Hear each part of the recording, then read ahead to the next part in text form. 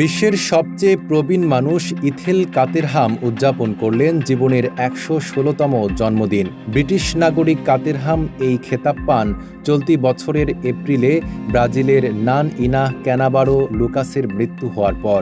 বিবিসির প্রতিবেদনে বলা হয়, তিনি বর্তমানে লন্ডনের দক্ষিণাঞ্চলীয় সারে এলাকার একটি কেয়ার হোমে থাকেন এবং বিশেষ দিনটি শান্তিপূর্ণভাবে কাটিয়েছেন পরিবার ও আপনজনদের সঙ্গে। ১৯০৯ সালের ২১ আগস্ট লন্ডনের শিপটন বেলিঙ্গার গ্রামে জন্মগ্রহণ করেন ইথেল কাতেরহাম। অর্থাৎ তিনি পৃথিবীর আলো দেখেছেন প্রথম বিশ্বযুদ্ধ শুরুরও আগে। আপনার প্রিয় কাপড়ের যত্নে এলো এনজাইম সমৃদ্ধ Arik silver wash detergent powder, ৫০০ গ্রাম মাত্র ৭০ টাকা। প্রিমার্ক। যুক্তরাষ্ট্রভিত্তিক জেরন্টোলজিক্যাল রিসার্চ গ্রুপ ও লংজেভিকোয়েস্ট ডাটাবেস নিশ্চিত করেছে বর্তমানে তিনি বিশ্বের দীর্ঘায়ু ব্যক্তি।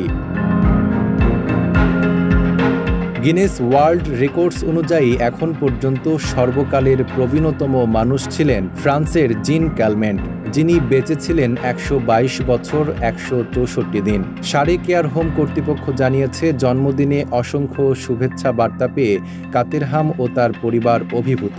তিনি জীবনে রাজা সপ্তম এডওয়ার্ড থেকে শুরু করে বর্তমান রাজা তৃতীয় চার্লস পর্যন্ত রাজপরিবারের নানা প্রজন্মকে প্রত্যক্ষ করেছেন।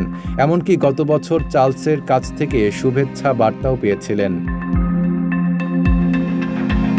দীর্ঘায়ুর রহস্য জানতে চাইলে ইথেল কাতেরহাম সহজভাবে বলেন, কাউকে নিয়ে ঝগড়া করি না, মনোযোগ দিয়ে শুনি আর নিজের মতো করে চলি। নাইম আরাবী, ঢাকা পোস্ট।